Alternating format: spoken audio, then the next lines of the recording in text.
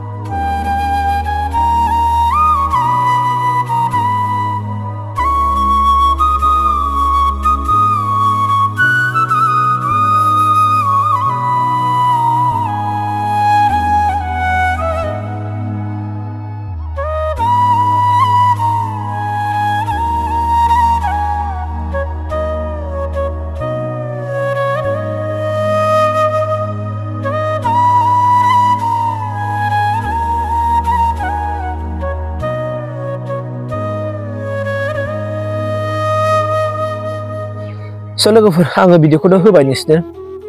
बिराद दुखुनांथाव जाबाय। दिनै सोरबा गाबदों, सोरबा दिनै गाबनानै बिदाय होदों। 1993 मायथाइयाव बिथाङा मेट्रिक पास जादों। बे गेदेमा सारा जाहैबाय मा उदालगुरि जिल्लानि सिङाव थानाय उलुबारि दिन्दांपारा ना माबा होनना बुंदों। बे उलुबारिनि दिन्दांपारा एलपि स्कुलाव बिथाङा फोरोंगिरि हिसाबै बै समनिफ्रायनो मावबोदों।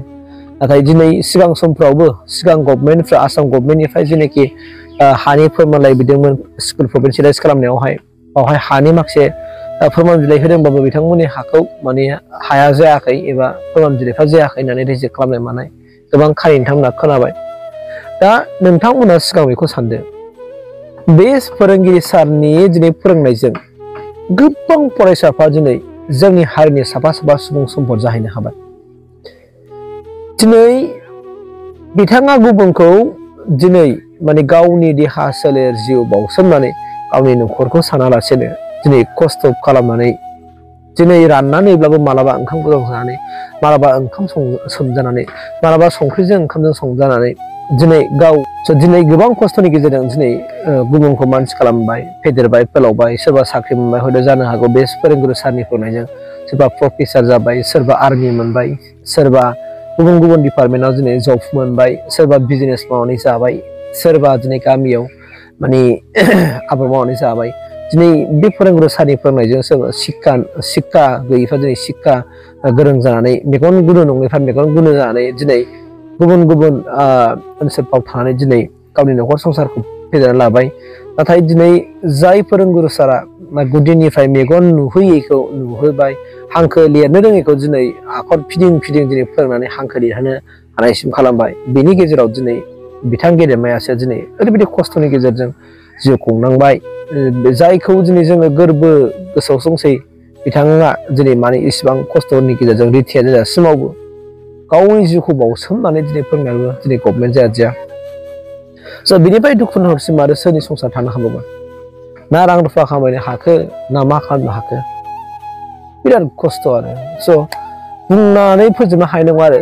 बिथांनि गोरबो बिखा सिङावसो दंसै, दावदाबावसो दंसै। बिथाङा दिनै बेसेबां खस्थ'नि गेजेरजों गावनि न'खर संसारखौ दैदेनबोखो, जोंथ' मा बुंनो हाबावनो।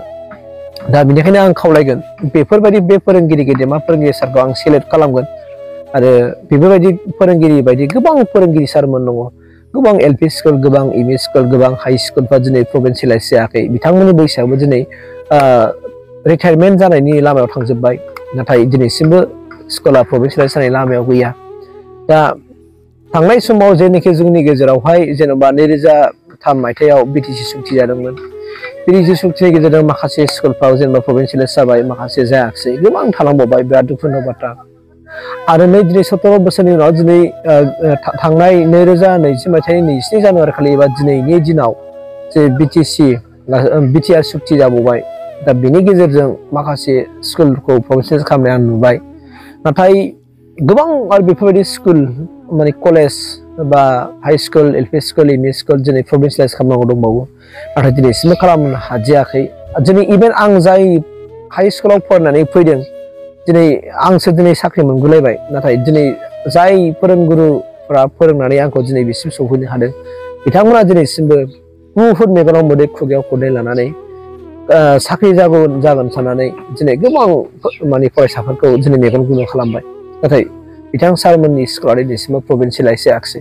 जोबोद दुखुनांथाव बाथ्रा दा बेनिखायनो आं बै गासै बाथ्राखौ आं हांखनानै आं गोरबोनिफ्राय आं मोनदांनो हादों कि बिथांनि गोरबो बिखासआवसो दंसै बिथाङा बेसेबां खस्थ'नि गेजेरजों दिनै गावनि जिउखौ दैदेनबोबाय गावनि न'खर गावनि फिसा फिसौखौ माबोरै माने फोरोंखो फेदेरखो बिथाङा गावसो गेदेरनाया गावसो मिथिगौ दा बेनिखायनो आङो खावलायगोन जे जेसेबांनाखि बेबायदि जोंनि बर' नि एलपि स्कुल एमइ स्कुल आरो हाई स्कुलफोर दङ प्रभिन्सियेलाइज जायाखै बेखौ थाबैनो जेन' सरकारा दानि आसाम गभर्नमेन्टजों सावरायनानै जोंनि जेनाखि बिटिआर गभर्नमेन्टआ अननानै सिगां समफोराव जायाखिसै बेफोरखौ बाद होनानै नैबे समफ्राव जेन' सार बिथांमोननि फरायनायजोंनो दिनै गोबां माखासे माने पलिटिसियानबो जाहैबाय गोबां पलिटिसियानबो जाहैनो हाबाय नाथाय दिनै बिथांमोननि फोरोंगुरु सारमोनहा दिनैसिमबो खुनु मोनसे सरकारनि फैसा मोनजाबासे गभर्नमेन्ट एबा प्रभिन्सियेलाइज जायालासेनो बेसेबां खस्थ' सैनांगासिनो दं बेफोरनि सायावहाय एसे नोजोर होनानै बैनि जायगायाव नों थानानै नायनानै एबा आन्दाज खालामनानै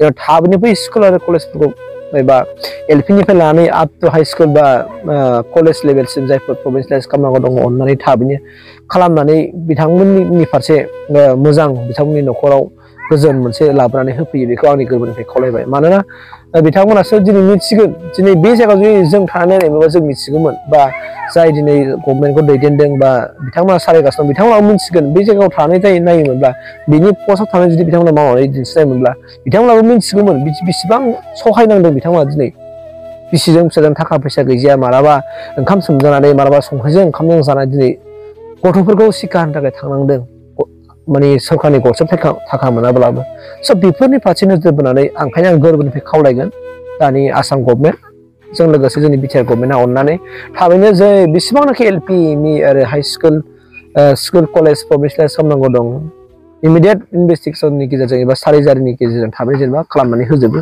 बेखौ आंनिफ्राय खावलायनाय जाबाय एसे बर' फिसा हिसाबै थेंक इउ